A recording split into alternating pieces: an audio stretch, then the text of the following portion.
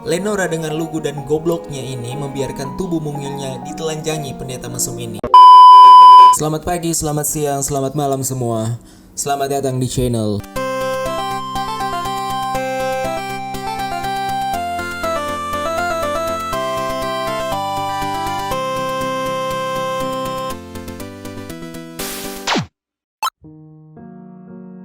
Hari ini aku akan membahas film The Devil All The Time.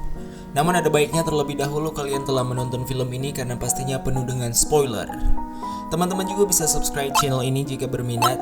Tak ada paksaan sama sekali, itu terserah kalian. Karena sadar ketika dipaksa itu Oke, langsung saja. Yang ingin aku bahas di film ini adalah tokoh-tokoh yang sangat dekat dengan Tuhan namun mempunyai sisi gelap. Dan jika dilihat sisi gelap yang mereka tampilkan sebenarnya didasari dari niat yang dianggap mereka itu benar. Tokoh yang pertama kali ini adalah Willard Russell. Sisi gelapnya dilatar belakangi oleh trauma masa lalu, agama, dan cinta. Faktor-faktor tersebut terlihat ketika Willard menghajar bahkan membunuh orang-orang yang sempat mencemooh dia dan anaknya ketika mereka sedang berdoa di depan salib. Dia tega membunuh karena mungkin saja kehidupannya yang keras telah terbentuk ketika dia masih menjadi tentara Amerika. Bahkan dia tak ragu-ragu untuk menampilkan aksi kekerasan tersebut di hadapan anaknya Arvin.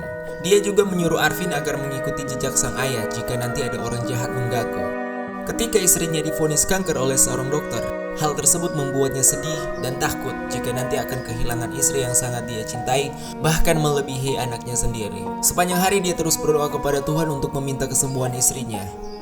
Dia juga mengajak Arvin anaknya agar ikut berdoa dengan suara keras agar Tuhan mendengarkan doa mereka. Dan jika suara Arvin kurang keras, dia memukul si Arvin. Di suatu malam, Willard mengambil anjing peliharaan kesayangan anaknya ketika Arvin sedang tertidur. Dia menembak anjing itu hingga mati dan disalibkannya di tempat mereka biasa berdoa untuk dikurbankan kepada Tuhan, agar digantikan dengan istrinya yang sakit. Berharap Tuhan mengambil anjing kesayangan Arvin dan bukan mengambil istri yang sangat dicintai olehnya. Arvin terbangun karena mendengar suara tembakan yang dilakukan ayah terhadap anjingnya. Arvin terkejut dan menangis melihat anjing kesayangannya telah dibunuh oleh sang ayah, namun dia tak bisa melakukan apa-apa selain menangis. Beberapa hari kemudian istrinya meninggal. Hal itu membuat Willard sangat terpukul dan merasa kecewa dengan Tuhan karena tak pernah mendengarkan doanya. Hingga tiba di saat Willard memutuskan untuk bunuh diri di tempat mereka berdoa. Tokoh kedua yang ingin aku bahas bernama Roy Melling. Roy adalah seorang pendeta, bisa dikatakan seorang pengkhotbah radikal kalau dilihat dari cara dia berkhotbah. Dia mempercayai segala sesuatu akan terkabulkan apapun yang dia minta kepada Tuhan.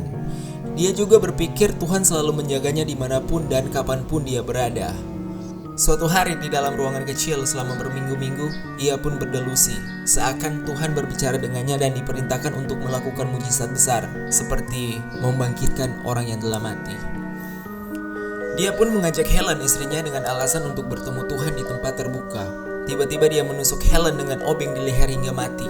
Roy pun memastikan apakah Helen sudah benar-benar mati agar dia bisa mulai mencoba membangkitkan Helen kembali dengan kuasa Tuhan yang diamini kebenarannya. Namun Helen tak juga bangkit. Berkali-kali ia mencoba berbicara kepada Tuhan untuk membangkitkan istrinya, namun tubuh Helen sama sekali tidak bergerak. Roy frustasi dan melarikan diri hingga bertemu dengan sepasang suami istri yang adalah pembunuh berantai. Akhirnya pendeta ini mati di tangan mereka berdua.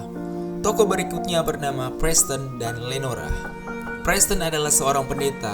Ketika Roy Melling meninggal, Preston yang menggantikannya. Namun siapa sangka Preston mempunyai kepribadian dan sisi gelap yang lebih buruk daripada Roy, di mana dia menjadi pendeta bukan untuk benar-benar ingin melayani Tuhan dan para jemaat, tapi dia hanya mementingkan ego dan nafsu bejatnya saja. Hal itu bermula ketika dia disambut oleh jemaat-jemaat gereja yang menyediakan makanan untuk santap bersama Preston sebagai jamuan untuk seorang pendeta baru. Terjadi suatu peristiwa di mana Preston mencicipi masakan Emma, ibunya Willard, aka Oma Arvin. Secara tidak langsung dia menghina masakan Emma karena hanya memasak hati ayam, di saat jemaat yang lain membawa daging-daging yang mahal. Hal itu membuat Emma sangat malu di hadapan semua jemaat, karena biasanya Emma selalu dipuji di wilayah mereka karena masakannya yang sangat terkenal, enak tentunya. Tapi menurutku makanan Emma memang enak, sehingga dia sengaja berkata itu di depan umum agar jemaat tak memakannya dan dia bisa menyimpannya sendiri untuk dia makan. Di hari yang lain, Lenora datang berteduh di gereja karena hujan yang cukup deras. Akhirnya diundang masuk oleh Preston. Lenora adalah anak kandung dari Helen dan pendeta Roy Melling. Ketika kedua orang tuanya meninggal, dia tinggal bersama Emma dan menjadi adik tirinya Arvin. Tak heran Lenora seperti ibu dan ayahnya, yang juga sangat beriman kepada Tuhan dengan segala kenaifannya. Preston tahu ini adalah kesempatan yang baik untuk melancarkan aksi iblisnya ketika Lenora banyak meminta saran tentang kehidupan dan agama. Preston memberitahu Lenora bahwa ada suatu tempat yang sepi untuk berdoa agar kehadiran Tuhan lebih nyata. Lenora pun mengiyakan tanpa ada firasat yang aneh kepada pendeta anjing ini. Maaf, emosi. Sesampainya mereka di hutan yang sepi itu, Preston pun memasang jurus pamungkasnya dengan ayat-ayat Alkitab di mana dia menyuruh Lenora membuka hati kepada Tuhan dengan cara membuka semua baju Lenora. Preston berkata, begitulah cara manusia menunjukkan diri kepada Tuhan. Lenora dengan lugu dan gobloknya ini membiarkan tubuh mungilnya ditelanjangi pendeta mesum ini. Scene di hutan pun berakhir, namun penonton bisa langsung menebak apa yang akan terjadi. Lenora kembali datang menemui Preston di malam hari dan memberitahukan bahwa dia telah mengandung anak dari Preston, tapi Preston menyangkalnya dan menyatakan bahwa Lenora berdelusi. Hal itu membuat Preston terinspirasi untuk berkhotbah di gereja dengan ayat-ayat Alkitab yang dibuatnya ngasal bahwa Yesus juga mempunyai delusi-delusi. Setelah ibadah kebaktian itu, Arvin pun pulang dan mendapati Lenora telah meninggal dengan keadaan gantung diri di dalam gudang. Mayoritas sisi gelap tokoh-tokoh di film ini didasari pengabdian kepada Tuhan. Tapi ini bukanlah bentuk menyalahkan agama, melainkan betapa mengerikan dan berbahayanya jika penerapan agama itu diinterpretasikan oleh manusia-manusia yang tak mampu berpikir jernih akibat dari goncangan di jiwa mereka. Bahkan ada yang menutup aroma busuknya dengan agama hingga orang lain tidak bisa mencium bau bangkainya.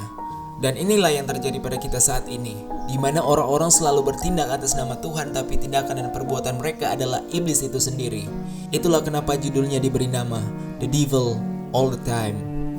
Oke sobat kanan, itulah beberapa tokoh yang aku ambil di film ini dari sisi buruk mereka melalui agama. Gimana menurut kalian tentang film ini? Tulis jawabannya di kolom komentar.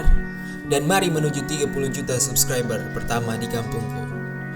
Sampai bertemu lagi dengan manusia paling kanan. Bie.